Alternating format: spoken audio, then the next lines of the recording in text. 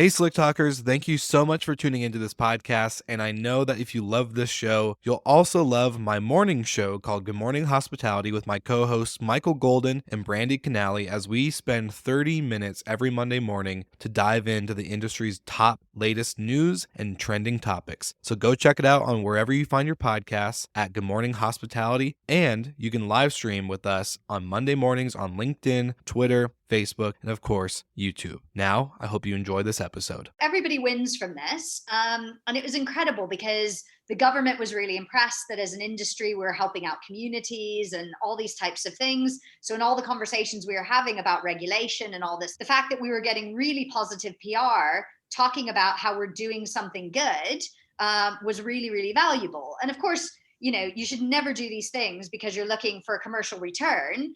But sometimes you do the right thing and actually some really exciting things come out of it. And the really exciting thing that came out of it is actually trusted stays. Welcome to Slick Talk, the hospitality podcast where we discuss all things hospitality, hotels, and business. You can find us online at slicktalkthepodcast.com and on every podcast listening platform.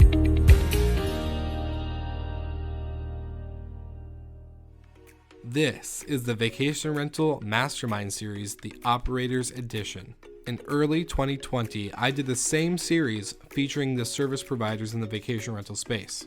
Now, after the year that we just had in 2020, I think it's time that we showcase those who have been really leading the charge and having the boots on the ground during this crazy pandemic. In this short series, we're going to focus on what makes a sustainable and profitable vacation rental management company and why it's so key to learn these tools, tactics, and of course, structures that make these companies the way they are. So sit back, grab your pen and paper, drink your coffee, and enjoy the Vacation Rental Mastermind Series, Operators Edition.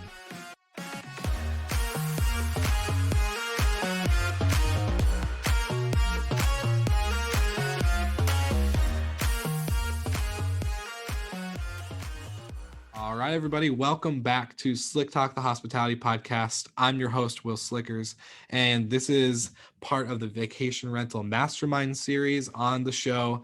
And as I told you guys in the trailer, I'm interviewing the biggest and baddest property managers out in the world. And today I have the pleasure of introducing Marilee Carr with UnderTheDoormat, based out in the UK, but has a great global presence. So Marilee, thank you so much for being on the show, and I'm excited to chat with you today. It's wonderful to be here. It's been a long time coming, as we kind of been talking about. It's seeing each other's names come across our emails or LinkedIn or whatever. And so I'm really just excited to get to know you. And you're a perfect fit for this series. You've been doing some amazing stuff during COVID-19, as hard as the year 2020 has been. I'm excited to jump into your background, what the moments have been leading up to this. So we'll just start off with that. Tell us a little bit about you and how you kind of got started in the industry. Yeah, so I mean, you can probably tell a little bit from my accent. We were speaking earlier about how I'm an American, but transplanted over to Europe. So I've actually spent most of my adult life in London. And I used to work in the corporate world. So I spent 13 plus years in Shell, doing everything from corporate strategy to managing the maintenance of all the petrol sites around the world. Who would have ever dreamed as a child? I left Shell and set up UnderTheDoormat, which is a property management company at the luxury end based in London. And that was back in 2014. So it's, of course, been an exciting journey since then. Besides running the company, I also chair the UK industry body, the Short-Term Accommodation Association. So we work across the industry to find solutions that are going to help the whole industry grow responsibly. And I think that's really exciting because what I love about my business, about this sector, is the fact that it's such a collaborative sector. We're growing quickly. There's so many opportunities. And I think in many cases, the more we work together, the more opportunities there are for all of us in this space. And I think as we'll talk about some of the other elements of the business over time, so much of it is actually industry collaborations that have actually delivered the other parts of our business beyond being a simple property manager. And I think those are the biggest and most exciting channels for growth, for my business, but also supporting growth in the industry more broadly. It's music to my ears. Everything you just said is perfect, like music to my ears. The collaborative aspect of the short-term rental industry and segment of hospitality is probably the most powerful thing I've seen, especially like pre-COVID. It was still there. Like we all saw it, like people were getting really synergized, but like during this time, I've seen it just really mesh together. And I'm excited to hear. I have one question though. How did you get from Shell to then running vacation rentals? Like were you managing properties? Did you have a property that you're putting on short-term rental? Like what was that moment where you're like, yeah, I'm going to do this?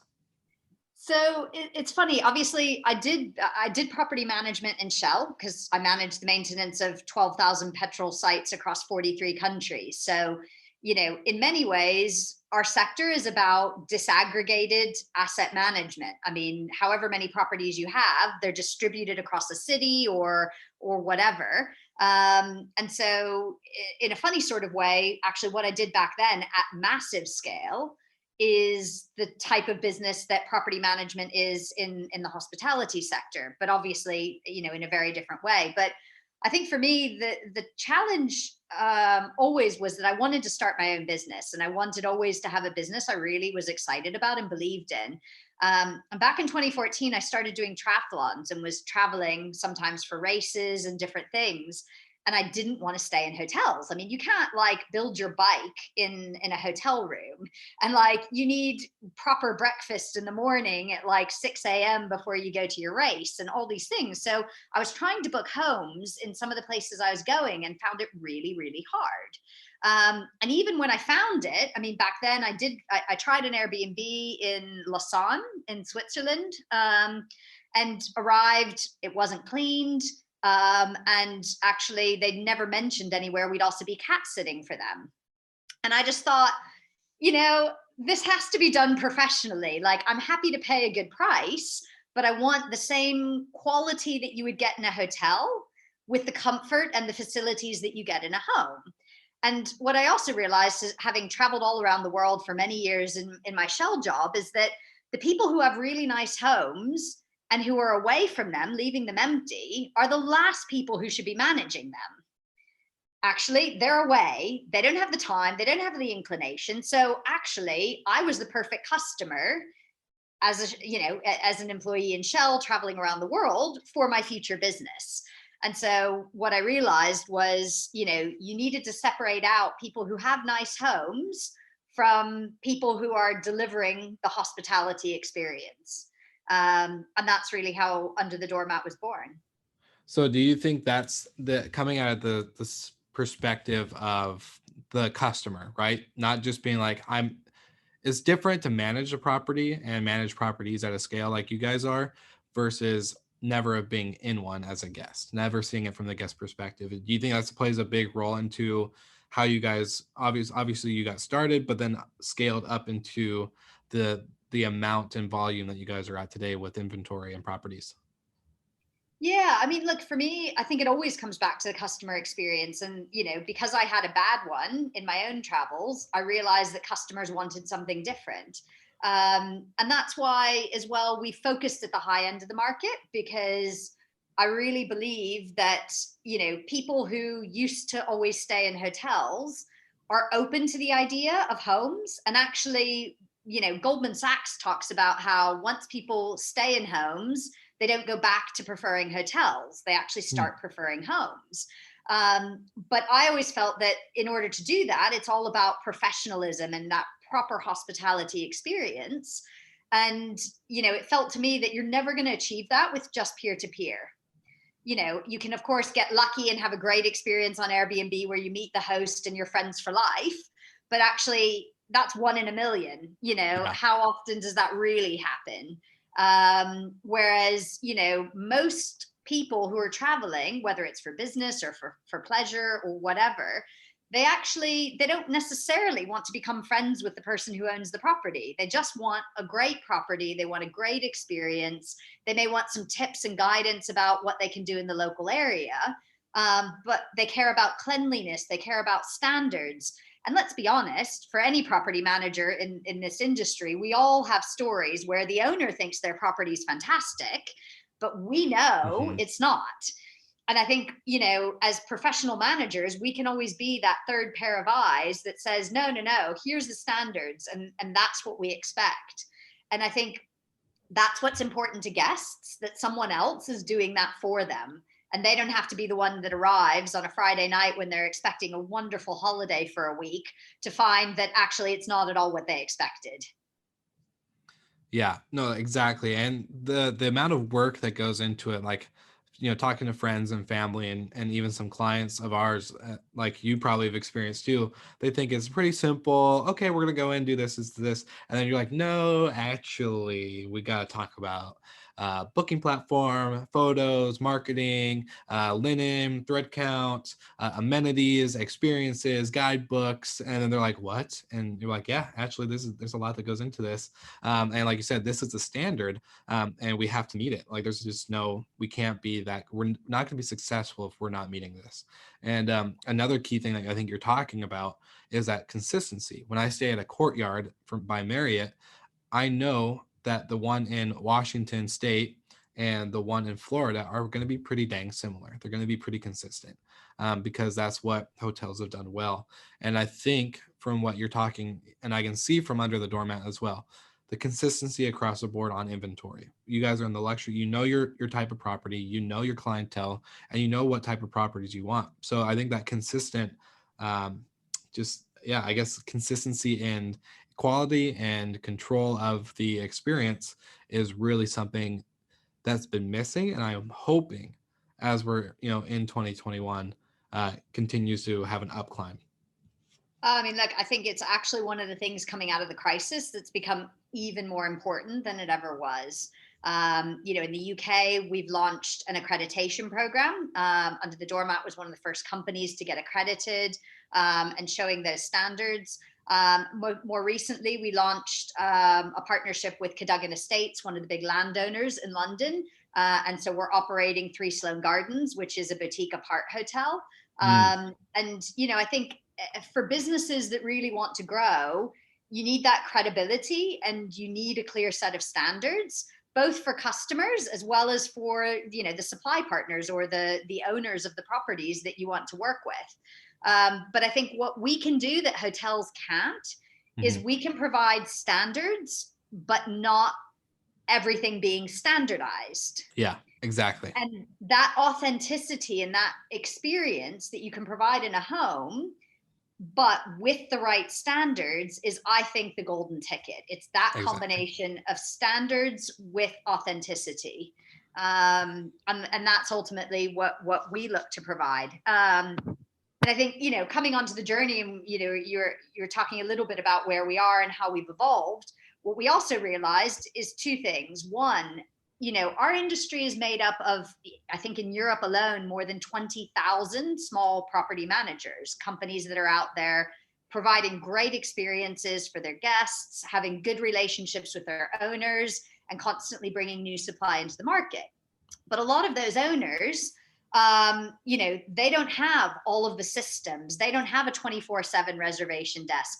A lot of people get into this and they get 5 properties or 10 properties. They get to 20 and they're bursting at the seams. They're working 24/7. They're killing themselves because it's really hard to actually take that leap from doing 10 or 20 properties to getting to 50.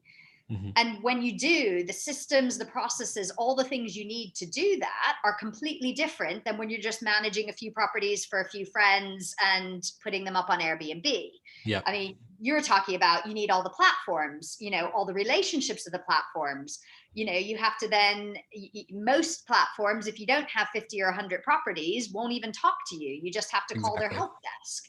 Yeah. So in the end, what we did was actually take what we built for Under the Doormat and actually offer that to all these small property managers so that they can build their own businesses, stay authentic, not just have to sell out to a big property manager. And that's what Hosperia is about. And to be honest, I think the timing for Hosperia couldn't have been better, because It's exactly now that people are realizing, with all the challenges that happened with Airbnb back in the spring, people are realizing you can't just rely on one channel to market. You have to have multiple. But having multiple means you need the right system to manage them. And as you scale, you also need field management technology. You need the right accounting software so that you're not spending days trying to figure out the statements for your owners. Hmm. You need pricing dynamic software. You need all this stuff, but you want it in one place so that when you only have 20 properties or 30 properties or 50 properties, you can actually go into one place, everything is there, and you're able to manage it without having to go out and figure out which pricing technology, which field management technology, and try and integrate them all together, because most companies don't have their own tech team. Mm-mm. And so that's been really exciting to see that journey, because again, my passion for the industry is about us being lots of independents, lots of entrepreneurs. And if we can actually help those entrepreneurs to succeed as we recover after COVID, we're going to be an even stronger industry coming out the other side.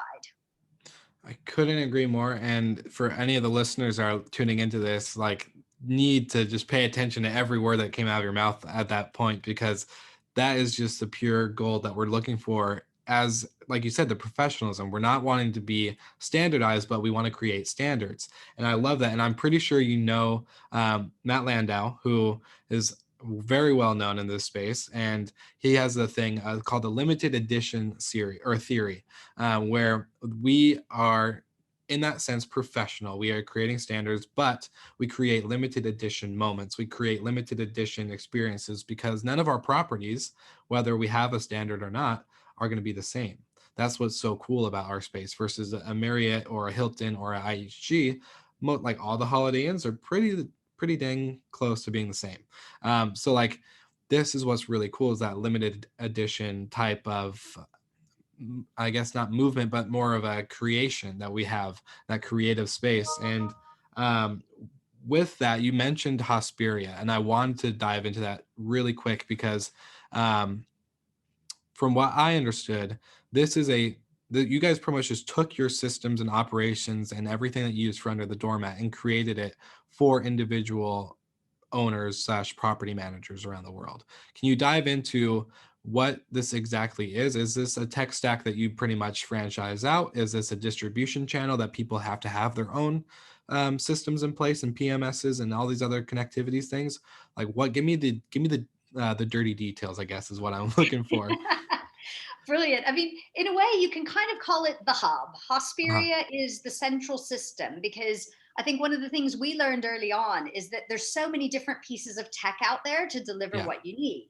You need pricing software, you need a channel manager, you need a PMS, you need field management software, you need accounting software. I mean, all this stuff, and it's completely daunting. I mean, you Yeah. don't have the time to figure them all out. And often what happens is people will be like, oh, I need a software. And so they go sign up to a PMS or sign up to a channel manager.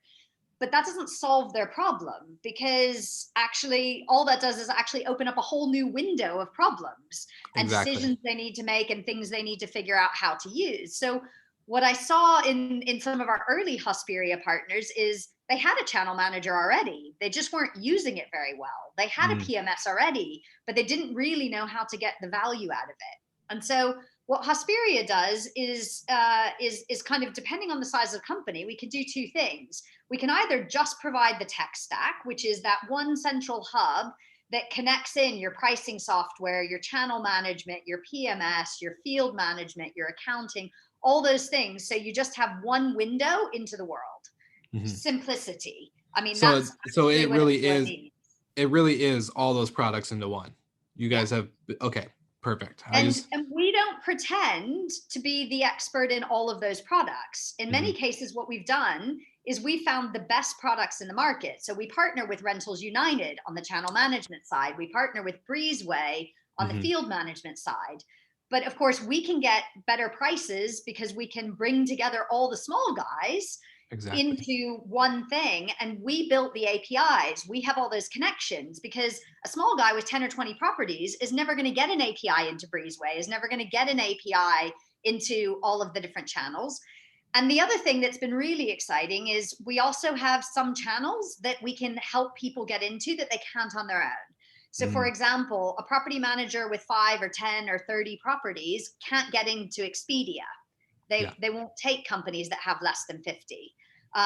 Property managers that size can't get into Marriott Homes and Villas. We're the first company in the world who is allowed to bring other companies into Marriott Homes and Villas through us, as long as they meet the right standards. Yeah. And so it's been really great to see how, rather than all of these small companies having to sell out or have to merge in order to get bigger, actually they can access all the technology they need and they can really focus on what they want to do, which is working with their owners, providing great guest experiences.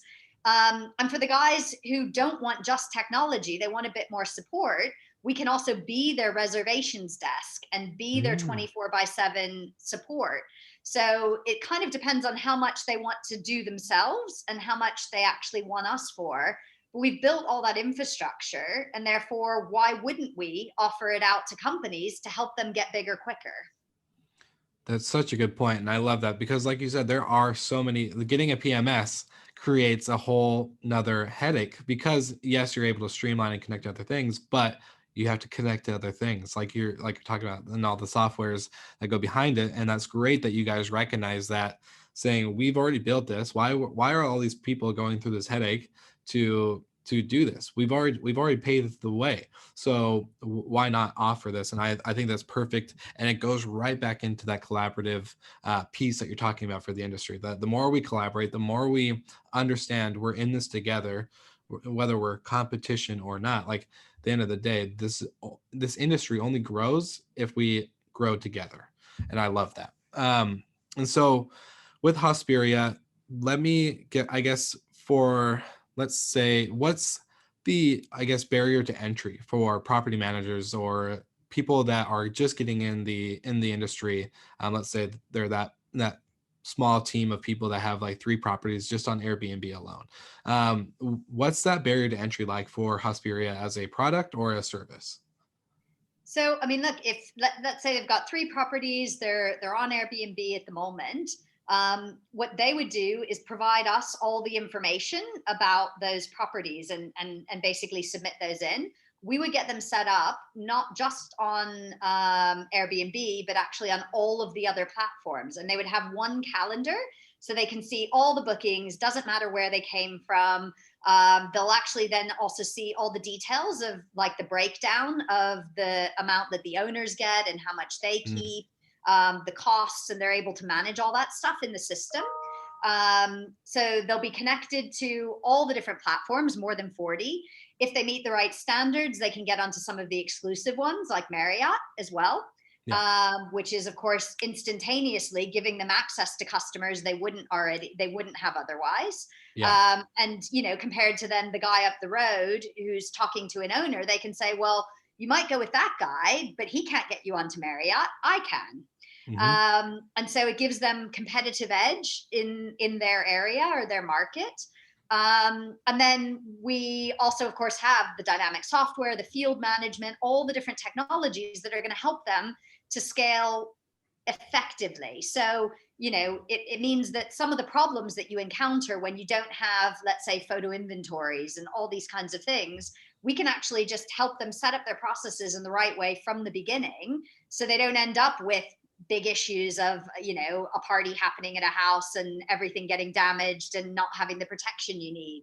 agreed. And we even have possibility for insurance products and other things. So basically it's a way for someone who is new into the game, or someone who has been small and hasn't been very technology focused in the past, to actually immediately become tech enabled, immediately have access to all the systems, and to be working together with us.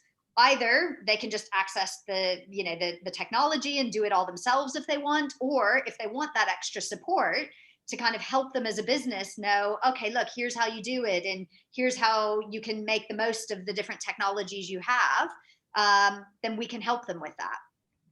That's awesome. And so now, you guys implemented this when in 2020? I just want to know the time frame for that. So we actually piloted it in 2019. So Okay. we've had something like Hosperia going for almost 2 years now. And then we launched officially Hosperia back in August. Okay, back in August. So how has that actually played out during COVID-19 and leading into 2021? We've obviously had a crazy start to this year. So, I think a little bit of 2020 is left in 2021. But how's that played out with these managers or just I mean, people it's been getting in? really interesting because I think we've got two different types of people who really wanted it. We've had, um, you know, we've had some service department companies, companies like hotels who have Mhm. some apartments alongside of it that Yeah, don't know the distribution channels, don't understand our industry. And those guys they want into Hosperia because it gives them access to our industry and our world.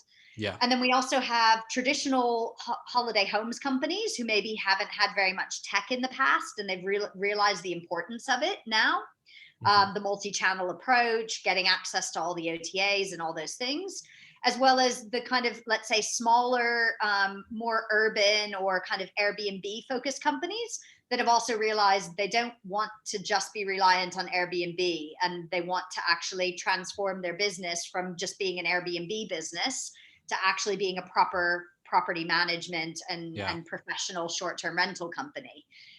So I'd say those are the different groups that we've had come on board. Most recently, we signed up a new client in Colorado. Oh, awesome. So a business that's got 65 properties. So probably for us on the larger side. But they run hotels and things in ski resorts, but they have a bunch of apartments, and they wanted to really understand better how to actually market and reach the right customers for that type of property. No, that's awesome. And I was going to ask, so does Hospira give the property managers, the company to have the direct booking option? Because we've been talking about Airbnb and all these channels, but we all know, and I was going to say this earlier, was that you don't build your house on somebody else's land, which is what we learned with the beginning of the pandemic when everyone lost full control of the reservations on those platforms and the income from that. So does this give them that option? Oh, absolutely. And we're even looking at how we can integrate their website directly into the system. So that way, they still have one single calendar and one thing, which actually allows them to manage everything that they want. So yeah, absolutely. I mean, we think it's important. Everybody should have their own website. Everybody Yes. should have, details about who they are and why people should book with them. And we want to work with companies to enable all channels to market, because look, the reality is, and sometimes people talk about, oh, well, only direct bookings, those are the only good ones. And it's like, well, not really. I mean, even the best hotel companies Mhm. might have 50% direct bookings, but the other 50% are not coming through their direct channels. Mhm. And so if you want to be a really successful, profitable business, you need a mix. Yeah. And I think that's actually the most successful way to go about it. That, and it's a fun challenge, I think, to say, all right, this person is from an OTA. Let's get them to book with us again next time directly. Like, how can we make their experience so great that they never want to, not call us or book on our website or be a part of our Facebook when we put promotions or all those other things? How can we make it so uh, unexpectedly pleasant that they want to, go out of their way from the other platforms and do that? Completely. But the other thing that I think we can't forget is that, it also, you spend time building your website, time Hmm. marketing directly. And there's a point, especially when you're smaller, where the cost of that time and that marketing is more expensive than paying an OTA. 100%. OTAs, I loved it. Accor Hotels CEO said, OTAs are fantastic, just never pay for the same customer twice. Amen. But they Yep. are cheap customer acquisition. And so if you see it as I pay X amount to acquire that customer, but then I keep that customer for myself for the future, it just means you have a constant stream of new customers coming into your business. And reality is, like, what would be better? Do you want to spend on Google advertising? Mhm. Because that's not cheaper. No, exactly. And I'm glad that you brought that up because the paying and yeah, the Accor CEO said it perfectly. And we even had Andrew McConnell on the show with rented.com, and he said the same thing.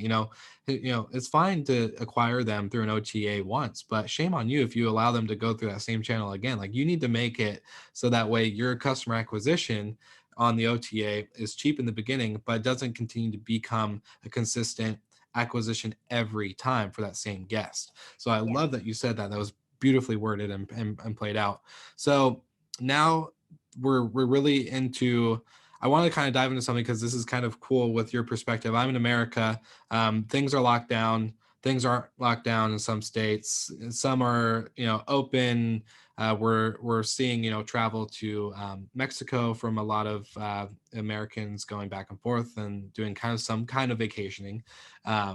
Obviously, the Mexican government has just now required every American citizen to get tested before flying back home. I think it's our government that made that. But anyways, long story short, you are in the UK. And so walk us through your perspective. What's been going on? I've obviously been seeing there's been lots of stuff going with the more strict lockdowns and the travel to the EU and all this other stuff. What's your thoughts? What's the overall restrictions and lockdown? How's that played into what you guys are doing with Under the Doormat and Hosperia and Trusted Stays? Yeah, so I mean, it's a really interesting one, and I guess I'll kind of speak a little bit from an industry perspective. Yeah. I mean, in the UK, we had a really long, kind of, quite strict lockdown, starting at the end of March last year up to the 4th of July. Mm-hmm. And, during that period, we actually came together as an industry, and, companies like One Fine Stay, Sykes Cottages, which has like 20,000 properties across the UK, Under the Doormat, Altido, which you might have heard of. Yes. So there are a whole bunch of companies that all came together and said, you know what, our properties would otherwise sit empty. Let's open them up and offer them to NHS workers. Mm-hmm. These guys are the heroes in this whole story. And a lot of them were afraid of, giving COVID to their family members if they would come back home and all these types of things. So we just said, well, look, let's open this up. We won't charge for the accommodation.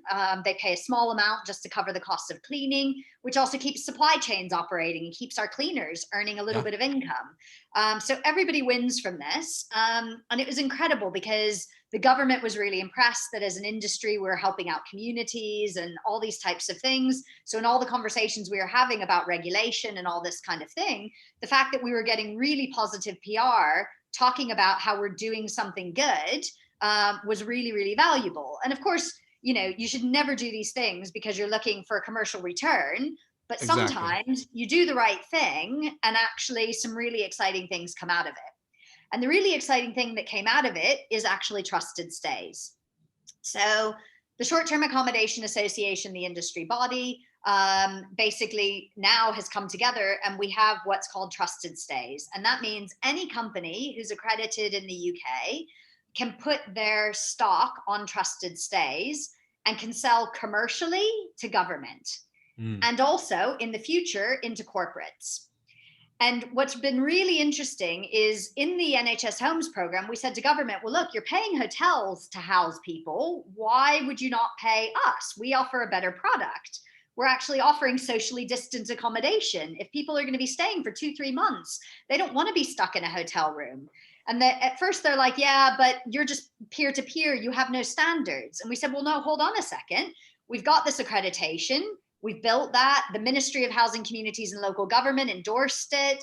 We've done all these things. So having done all those things as an industry prior to COVID, it meant that when COVID happened, we had a story. Mm-hmm. And so then what we did was actually build that into a platform. And they said, well, the only way we're going to work with you is if there's one route in. We don't want to work with hundreds of different companies. That's too messy for us. We said, fine, we'll build it. So we built Trusted Stays. And by the end of the summer, we actually had a platform, which meant that all the companies in the industry could offer their inventory to government through one single source. And And now, literally today, we've just pressed go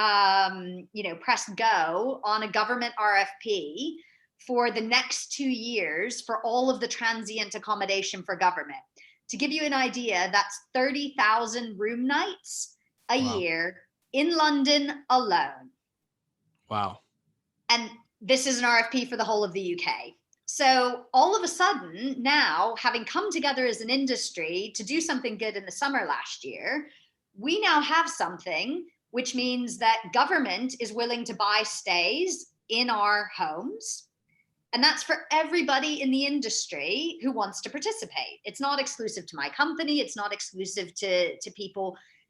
Anyone who meets the standards can be a part of it. Of course, the government does require standards, so you have to get accredited in order to do it. But having done that, you can imagine government's the most conservative. It also means we're now in the systems to be able to offer this to corporates as well. And this, of course, means that as we recover, coming out the other side, not only are we going to be offering our homes to leisure travelers, we're going to be offering them to government workers, we're going to be offering them to corporates. And given people's travel habits are changing, there couldn't be a better time. Because corporates are not just going to send people on one-day trips anymore. Like, it's too hard. But they might send people for a couple of weeks, but then they don't want to stay in a hotel. They actually want to stay in a home. Yeah. And our sector, for the first time, I believe, STR, we're doing a pilot with them, and the data shows that 11% of customers say that they see coming out of COVID, staying in a home as safer than staying in a hotel. Because as long as you have the professional standards, why wouldn't you? You get more space, you can cook on your own, you don't have to go out, and you're not in a big building with hundreds of other strangers from lots of different countries who you don't know. So it gives people more control, they feel safer, and I think more companies and governments across the world are going to be interested in this. And the great thing is, having built it in the UK, we've tested it here, but Trusted Stays is a platform that can work anywhere. And we've already built it. So why would we not think about how we can actually offer that in any country, in Europe, in the US? Because all of us want to be building more confidence in what we do, so that, you know, if government workers are staying in our properties, they're not going to shut down short-term rentals in their city, because they'll have experienced it themselves and they'll understand that we are a professional sector.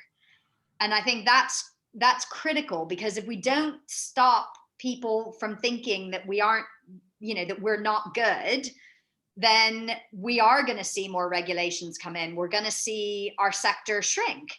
And actually, this is all about helping our sector to grow to its fullest possible potential. Well, it's funny too, because we talk about regulations and we talk about going to your, these class action, maybe not lawsuits, but these town halls and these meetings are do we regulate? Do we not regulate? How strictly do we regulate? These are people that either don't travel or they travel and they stay in hotels. It's easier for them to regulate something they never experienced. Now they've experienced it and they're getting the option to experience it.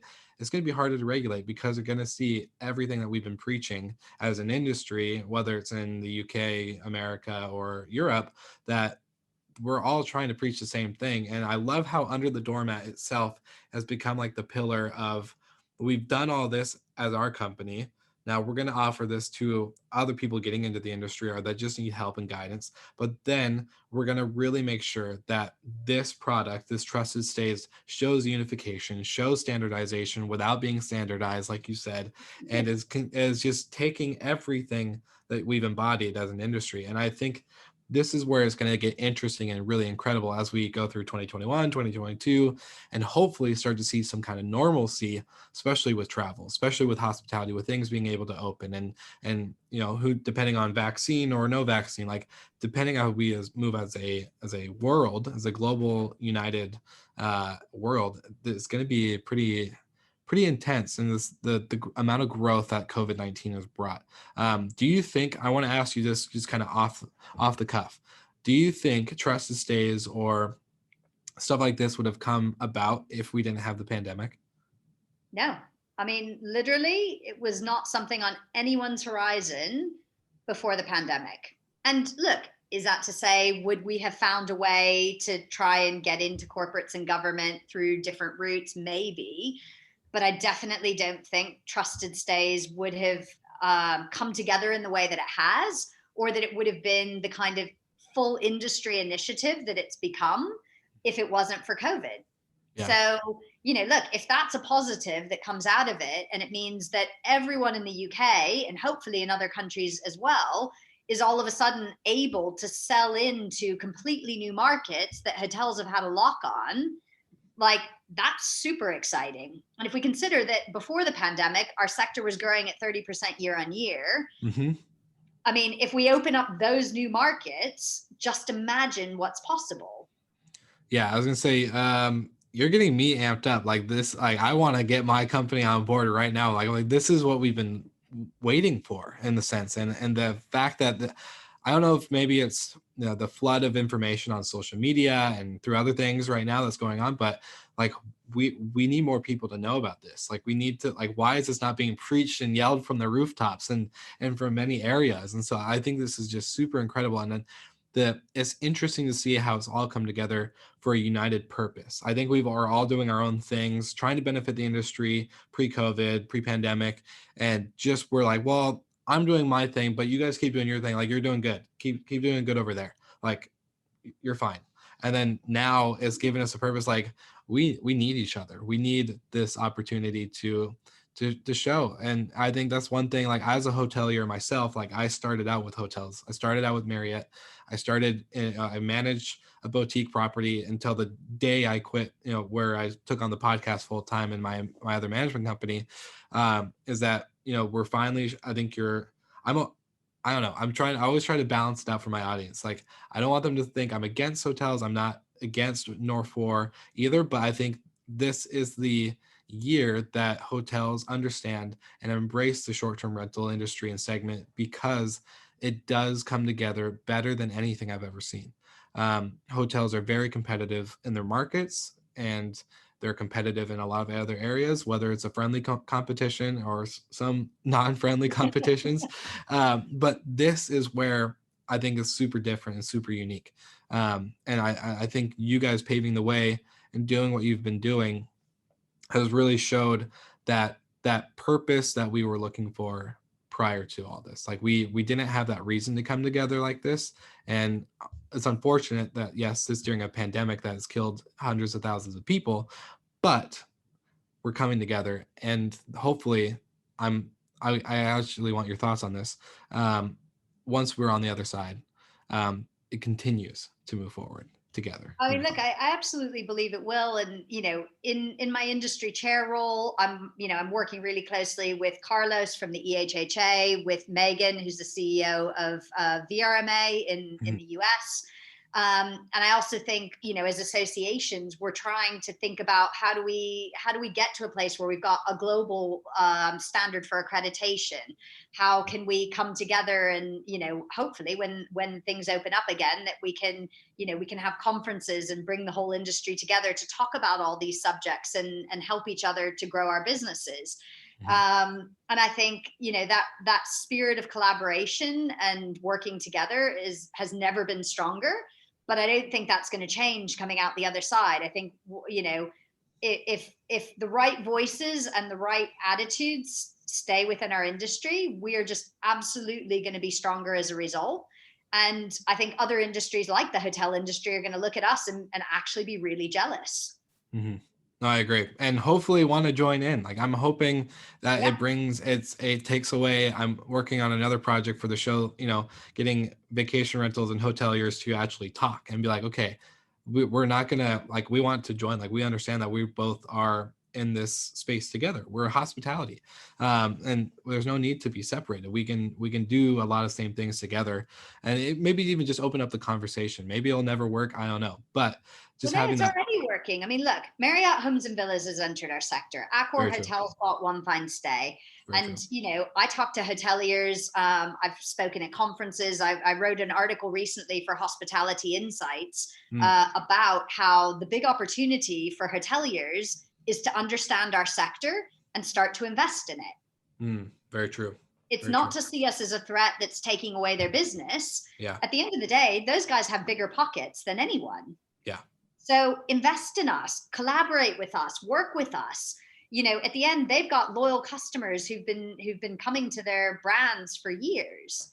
Well, if A those platinum member on customers, platinum. I was gonna say platinum member on Marriott, like right here. yeah, I mean, if those customers want to stay in a home, well, then partner with a company who provides a similar brand and a similar quality. I Yeah. mean, if you look at the hotel companies, they've got patchworks of brands. I mean, Marriott has, I don't know how many different brands in its portfolio. So do A lot. each of them do. So why would they not have home brands in their portfolio, just like they have different types of hotel brands? So I actually think it goes even beyond just talking to each other. I actually think now is the moment that we need to start to see these sectors merge. I agree. You said it perfectly, and that I have nothing else to add. You just put the cherry on top of the milkshake right there. So I guess I want to get into what are some top learnings. Obviously, you guys have probably learned a ton. Like, not only has it been a pandemic, and probably trying to not save, but keep going as Under the Doormat, but then creating all these other businesses and segments of your business. What have been some of the top learning attributes or learning moments that you have had from this time and they're going to continue to apply to 2021 and when things even get back to normal? Yeah, I mean, look, I think for me, the number one thing is probably coming back to what we've talked a little bit about, which is, the soul of our industry is what's going to make our industry great longer term, which is this Mhm. combination of standards and authenticity. Yeah. And I think, it's hard sometimes when commercially there's pressure on your business and all these things, to actually sometimes cut corners or do different things. But I think for us, one of the best things that happened last year was that we launched with Cadogan Estates and 3 Sloane Gardens. And for viewers who aren't in the UK, Cadogan Estates is one of the landed gentry, you could call them, of the UK. So they own a whole bunch of, whole central part of London. These guys are super conservative. And so for them to, work with a company in our sector is already, something very different for them. But, they only would do that because of standards and professionalism and a demonstrated track record of these things. And so I just think sometimes it's about just making sure that no matter how hard it gets, you stay true to yourself. Because if you are, and if you're clear about what those values are, then those are the things that will get you through anything. And it hopefully means as well that, people trust you. You can't launch Trusted Stays and Hosperia and try and work with what could be competitors in the industry, Yeah. unless all those people actually see you as someone who's genuinely out there to support their interests. And I think that's something which, for me, starting to see how that now works and the value that has, not just for our business, but of course for anyone that we partner with, that you can have that trust is probably the one thing that I'll come out of this whole period really happy that it's there. Because yeah, I mean, look, it's for anyone who says this has been all fun and games and everything great, I just don't believe them. No. And even that, I'm really, in a way, now looking back and saying, I'm so happy this year happened because there's been some monumentous things that came out of it. I mean, I still wouldn't necessarily go, oh, well, let's just replay that year as it happened. And I'm not sure there's anyone who would. Yeah. Well, I was gonna say it's like one of my friends in August when I was on the COVID orders for the testing sites here in Washington State. She was like, "This is the worst thing that could probably happen to us as an industry. We're both industry operators and stuff." So I totally agree. It's the best thing that could probably happen. I wouldn't maybe ask for a replay or a reliving of it. But I want one final question from you. And what drives you? Like, I literally haven't felt something like this from an interview in a long time. I haven't been able to feel people's energy through Zoom. It's very hard to do these. Like when we're in person, I probably would have been bouncing off the walls during this, but you've made me feel something through a computer screen. I find that like as a hard task. What drives you? Why do you have this energy? What's that purpose behind what you're doing? I mean, I think for me, it just fundamentally comes down to, I'm someone who wants to make a difference. I've always wanted to own my own company and grow and build something. But I don't want to just build something to make money. I want to build something that's actually going to have a lasting impact, not just for me, but for all the people that I work with. And, I guess in some ways that sounds very kind of high level and superficial, but actually I think it's in many ways probably the most grounded thing you can have ever, because you have to get up every morning and be excited that you're doing something that actually has meaning. Mm-hmm. And that meaning has to be more than more money in the bank. I mean, that just isn't going to change my life. And so while I want a successful company, I want a successful company and I want successful partners and all these things, because ultimately, the impact that has more broadly on the industry, on other people's lives is bigger than me. I think, I was really lucky in my Shell days. I've traveled to 75 or more countries, and I've got to see so much of the world. And I think when you travel a lot and you see people who have a lot, you see people who have very little, you experience so many different things. And actually what you realize is that money is never going to buy you happiness. Mm-hmm. But actually, and that's why for me, there are companies out there that their vision is to just buy up all the small operators and turn it into one big company. That's not my vision. My vision is to actually help all the entrepreneurs to be successful. And yes, of course, we have to make a profit in order to keep growing that and all these sorts of things. But I think that's a very different way of approaching things. And that's what excites me.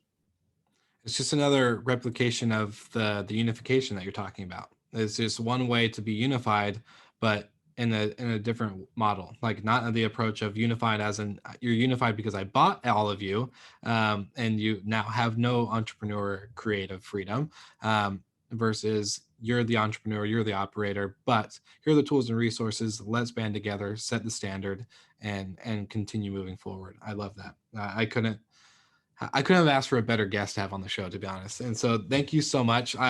Where can the audience members listen or find more information? Obviously, I'm going to tag everything, but what I guess would be a go-to spot for any of the listeners today? I mean, look, obviously we've got the UnderTheDoormat website. We've got the Hosperia website, which has all the details about how we partner with companies, and obviously then Trusted Stays as well. I think all of them, if you Google them, they'll come up, but obviously as well, happy to share with you, some of those details so that we can get those out to listeners as well. And always open to people to connect with me on LinkedIn as well. I think this is a sector where the more we all work together in lots of different ways, the better. So I always welcome connecting with new people that I haven't met and seeing if there's a way we can help each other. Awesome. Well, thank you so much for being on the show. This has been an exciting episode, an inspirational episode for me specifically. I think I've had goosebumps the whole time you've been speaking. So that's, like I said, just very thankful for you being on and for being a part of the Vacation Rental Mastermind series, the Operators Edition exclusively here on the podcast. It's just been amazing. So thank you so much for your time. And I can't wait to continue to watch you guys do what you do and be a part of it. Amazing. It's been great to talk to you and great to be a part of the series. You guys are doing fantastic stuff. Thank you so much for listening. We love your support and want to provide the best we can to all our listeners. So please find us online, social media, and on Spotify, Apple Podcast, and Google Podcast.